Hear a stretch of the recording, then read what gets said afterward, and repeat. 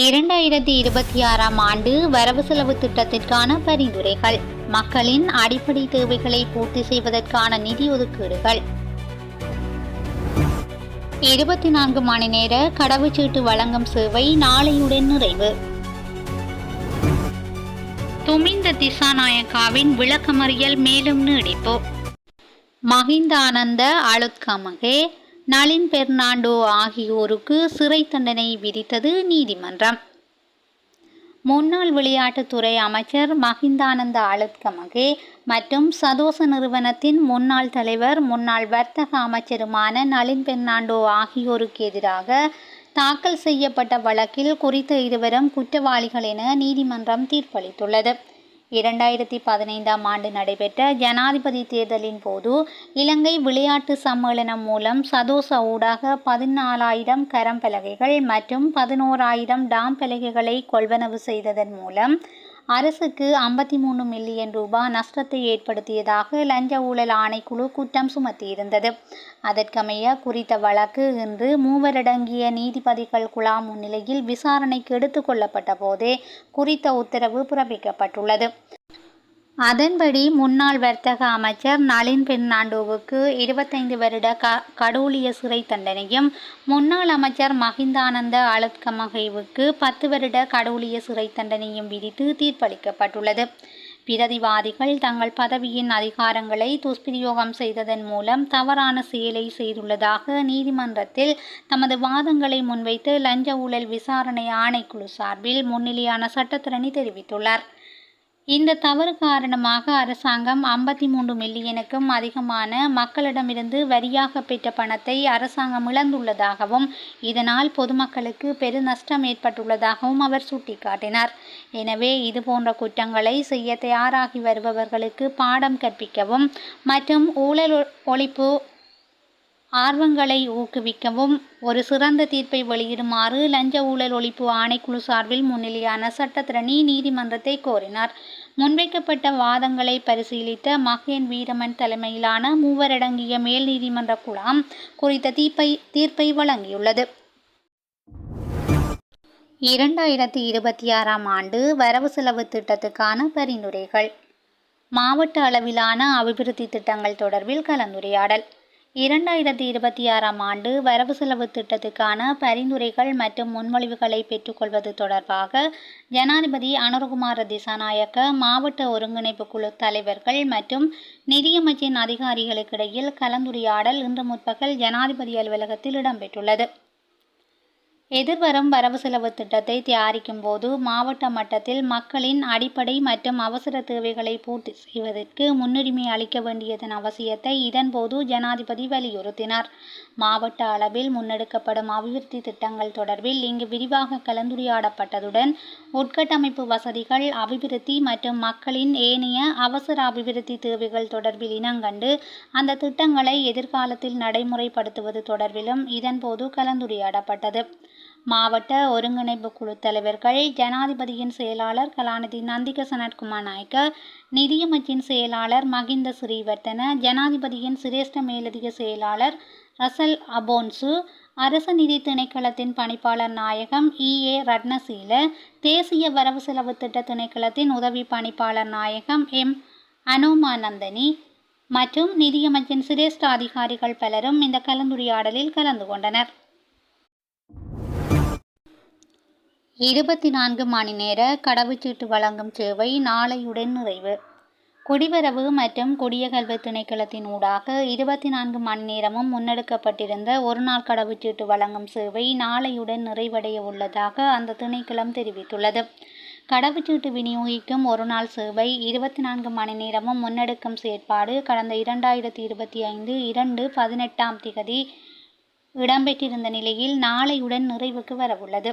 அதற்கமைய 2025 ஜூன் 2 திங்கட்கிழமை முதல் பத்திரமுல்லையில் உள்ள குடிவரவு மற்றும் குடியகல்வு திணைக்களத்தின் தலைமை அலுவலகத்தில் ஒரே நாளில் கடவுச்சீட்டு வழங்கும் சேவைக்கான விண்ணப்பங்கள் காலை 7 மணி முதல் பிற்பகல் 2 மணி வரை ஏற்றுக்கொள்ளப்படும். அன்றைய தினம் ஒருநாள் சேவையின் கீழ் முன்கூட்டியே திகதியை முன்பதிவு செய்த விண்ணப்பதாரர்களும் அவசர அல்லது முன்னுரிமை தேவைகளை கொண்ட விண்ணப்பதாரர்களும் மேற்கண்ட காலகட்டத்தில் ஒருநாள் சேவையின் கீழ் தங்களது விண்ணப்பங்களை சமர்ப்பிக்கலாம். தலைமை அலுவலகத்தில் சாதாரண சேவையின் கீழ் விண்ணப்பங்களும் காலை 7 மணி முதல் பிற்பகல் 2 மணி வரை ஏற்றுக்கொள்ளப்படும். பிராந்திய அலுவலகங்களில் காலை 7 மணி முதல் பிற்பகல் 2 மணி வரை சாதாரண மற்றும் ஒருநாள் சேவைக்கான விண்ணப்பங்களை ஏற்கும் பணிகள் வழமை போன்று இடம்பெறும் என தெரிவிக்கப்பட்டுள்ளது. இலங்கையின் பொருளாதாரம் குறித்து மத்திய வங்கியின் அறிவிப்பு. இலங்கையின் பொருளாதாரம் 2018ஆம் ஆண்டு காலப்பகுதியில் காணப்பட்ட நிலைக்கு திரும்புவதற்கு மேலும் 3 ஆண்டுகள் செல்லும் என இலங்கை மத்திய வங்கி தெரிவித்துள்ளது. இலங்கையின் பொருளாதாரம் என்ற கருப்பொருளின் அடிப்படையில் இடம்பெற்ற நிகழ்வொன்றில் கருத்துரைத்த இலங்கை மத்திய வங்கியின் மேலதிக ஆளுநர் சந்திரநாத் அமரசேகர இதனை தெரிவித்துள்ளார். 2021ஆம் ஆண்டுடன் ஒப்பிடுகையில் கடந்த 2024ஆம் ஆண்டு வாழ்க்கை செலவு 2 மடங்காக அதிகரித்துள்ளது எனவும் அவர் தெரிவித்துள்ளார். எனினும் 2023ஆம் ஆண்டுடன் ஒப்பிடுகையில் சிறிய அளவிலான வேறுபாடு காணப்படுகின்றது. வெவ்வேறு காரணங்களால் பொருளாதாரம் மிகவும் மோசமான நிலைக்கு தள்ளப்பட்டது. தற்போது பணவீக்கம் வீழ்ச்சியடைந்துள்ளமையின் பலன் மக்களை சென்றடைந்துள்ளது. எனினும் 2021ஆம் ஆண்டுடன் ஒப்பிடுகையில் மக்களின் வாழ்க்கை செலவு தொடர்ந்தும் அதிகமாக உள்ளதென்பது தெரிய வருகின்றது என இலங்கை மத்திய வங்கியின் மேலதிக ஆளுநர் சந்திரநாத் அமரசேகர் தெரிவித்துள்ளார். பாணந்துறை துப்பாக்கிச் சூட்டில் ஒருவர் காயம். பாணந்துறை வேகட பகுதியில் இன்று காலை துப்பாக்கிச் சூட்டு சம்பவம் ஒன்று இடம்பெற்றுள்ளதாக போலீசார் தெரிவித்துள்ளனர். வாகனம் பழுது பார்க்கும் நிலையத்தில் பணியாற்றி கொண்டிருந்தவரை இலக்கு வைத்து மோட்டார் சைக்கிளில் வந்த இருவரினால் இந்த துப்பாக்கி பிரயோகம் மேற்கொள்ளப்பட்டுள்ளதாக தெரிவிக்கப்படுகிறது. சம்பவத்தில் குறித்த நிலையத்தில் பணியாற்றும் ஊழியர் ஒருவர் சிறுகாயங்களுக்கு உள்ளானதோடு அவர் பாணந்துறை வைத்தியசாலையில் சிகிச்சைக்காக அனுமதிக்கப்பட்டுள்ளதாக போலீசார் தெரிவித்துள்ளனர். துமிந்த திசாநாயக்காவுக்கு ஜூன் 5ஆம் தேதி வரை விளக்கமறியல். முன்னாள் அமைச்சர் துமிந்த திசாநாயக்காவை எதிர்வரும் ஜூன் மாதம் 5ஆம் தேதி வரை விளக்கமறியலில் வைக்குமாறு நீதிமன்றம் உத்தரவிட்டுள்ளது. வெள்ளவத்தை கெப்லாக் சிட்டி தொடர்மாடி குடியிருப்பில் தங்கமுலாம் பூசப்பட்ட T56 ரக துப்பாக்கியொன்று மீட்கப்பட்ட சம்பவம் தொடர்பாக கடந்த வெள்ளிக்கிழமை முன்னாள் அமைச்சர் துமிந்த திசாநாயக்க கைது செய்யப்பட்டார். இந்த சம்பவம் தொடர்பிலான வழக்கு இன்று விசாரணைக்கு எடுத்துக் கொள்ளப்பட்ட போதே நீதிமன்றம் இந்த உத்தரவை பிறப்பித்துள்ளது. இணையவழி தாக்குதலால் எவ்விதமான தரவு சேதமும் இல்லை, ஓய்வூதிய திணைக்களம் தெரிவிப்பு. ஓய்வூதிய திணைக்களத்தின் தரவுத்தள கட்டமைப்பை இலக்கு வைத்து நடத்தப்பட்ட இணையவழி தாக்குதலில் எந்தவிதமான தரவு சேதமும் ஏற்படவில்லை என அறிவிக்கப்பட்டுள்ளது. உத்தியோகபூர்வ அறிக்கையொன்றை வெளியிட்டு இந்த விடயத்தை தெரிவித்துள்ள ஓய்வூதிய திணைக்களம், இணையவழி தாக்குதல் நடத்தப்பட்ட போதிலும் திணைக்களத்தின் செயற்பாடுகள் பாதிக்கப்படவில்லை என குறிப்பிடப்பட்டுள்ளது.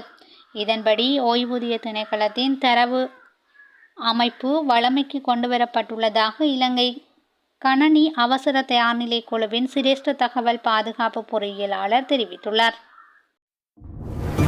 16 காவல்துறை அதிகாரிகளுக்கு இடமாற்றம், புதிய நியமனங்கள். உடனடியாக அமலுக்கு வரும் வகையில் 16 காவல்துறை அதிகாரிகள் இடமாற்றம் செய்யப்பட்டுள்ளதுடன் புதிய நியமனங்களும் வழங்கப்படவுள்ளன. தேசிய காவல்துறை ஆணைக்குழுவின் அனுமதியுடன் இந்த நியமனங்கள் வழங்கப்பட்டுள்ளதாக காவல்துறை ஊடக பிரிவு தெரிவித்துள்ளது. துசித கல்லொலுவவின் கையடக்க தொலைபேசியை விசாரணை குழுவிடம் ஒப்படைக்க உத்தரவு.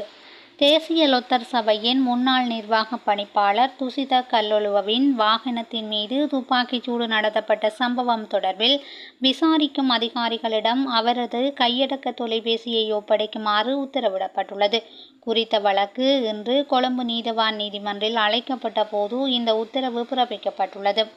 நாராயண்பட்டி கிரிமண்டலவ மாவட்டத்தில் கடந்த 17ஆம் திகதி இரவு துசித கல்லொலுவ பயணித்த மகளூந்தி மீது ஒந்துருளியில் வந்த இருவரினால் துப்பாக்கிச் சூடு நடத்தப்பட்டது. அத்துடன் தாக்குதலை நடத்தியவர்கள் குறித்த வாகனத்திலிருந்து சில கோப்புகளை எடுத்து சென்றுள்ளதாகவும் தெரிவிக்கப்பட்டுள்ளது. சம்பவம் தொடர்பில் பலர் கைது செய்யப்பட்டு விசாரணைக்கு உட்படுத்தப்பட்டு வருகின்றனர். துசித கல்லொலுவ தாக்கப்பட்ட சம்பவம் சந்தேக நபர்கள் 6 பேருக்கும் விளக்கமறியல் நீடிப்பு. துசித கல்லுலுவை தாக்கி அவரது வாகனத்தின் மீது துப்பாக்கிச் சூடு நடத்தப்பட்ட சம்பவம் தொடர்பாக கைதான 6 பேருக்கும் ஜூன் 12ஆம் தேதி வரை விளக்கமறியலில் வைக்கப்பட்டுள்ளனர்.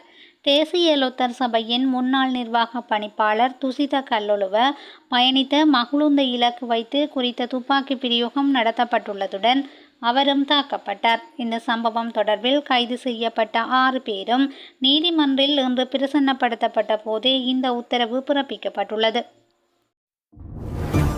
சிறுமி ஒருவரை துன்புறுத்திய சம்பவம், தம்பதியினருக்கு கடூழிய சிறை தண்டனை.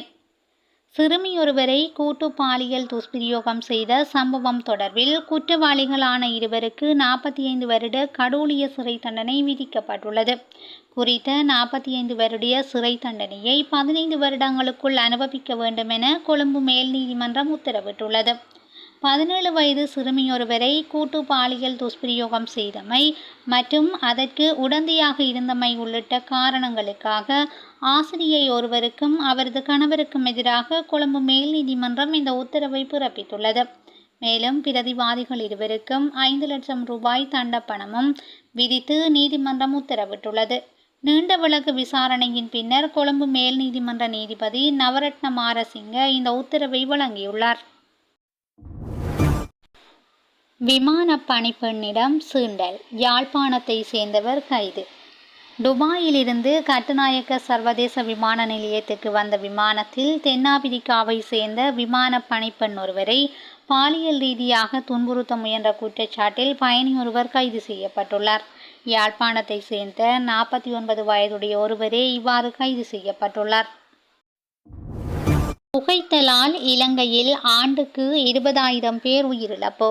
சர்வதேச புகைத்தல் தடுப்பு தினம் மே மாதம் 31ஆம் தேதியாகும். இந்த தினத்தை முன்னிட்டு புகையிலை துறையின் தலையீடுகளை வெளிக்கொணர்வோம் எனும் தொனிப்பொருளில் ஊடகவியலாளர் சந்திப்பொன்று தேசிய நூலக ஆவணமாக்கல் சேவைகள் சபையில் இடம்பெற்றுள்ளது. இந்த தொனிப்பொருளில் இளைஞர்களை இலக்கு வைத்து செயற்படும் புகையிலை நிறுவனங்களின் சூட்சுமமான வியாபாரங்களை வெளிச்சத்துக்கு கொண்டு வருவதை நோக்கமாக கொண்டுள்ளது.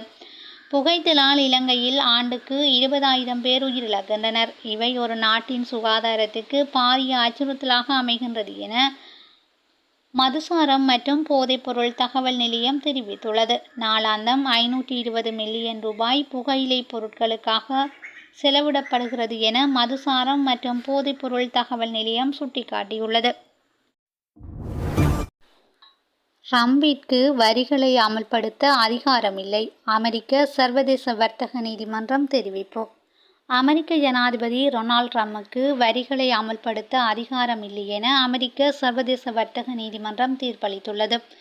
இலங்கை உள்ளிட்ட நாடுகளுக்கு தீர்வை வரியை அதிகரித்து ஜனாதிபதி டொனால்ட் ட்ரம்ப் உத்தரவிட்டிருந்தார். எனினும் அவர் எந்த நாட்டுக்கு எதிராகவும் அமுல்படுத்திய அல்லது அமுல்படுத்துவதாக அச்சுறுத்திய தீர்வை வரி அதிகரிப்புகள் செல்லுபடியாகாதென நீதிமன்றம் உத்தரவிட்டுள்ளது.